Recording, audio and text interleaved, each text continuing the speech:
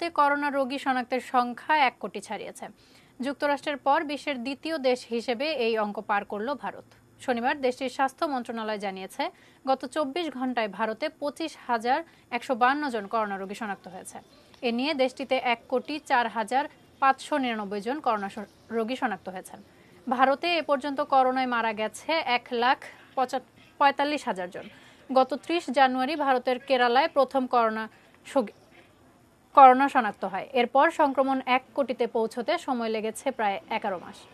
দেশটিতে গত সেপ্টেম্বর ও অক্টোবর মাসে প্রতিদিন 1 লাখের বেশি করে করোনা রোগী শনাক্ত হয়েছে। তবে নভেম্বর থেকে করোনা সংক্রমণ কমতে শুরু করে। দেশটির স্বাস্থ্য বিশেষজ্ঞরা বলছেন, সংক্রমণের হার কমলেও মাস্কের ব্যবহার ও সামাজিক দূরত্ব বজায় রাখতে হবে সবাইকে।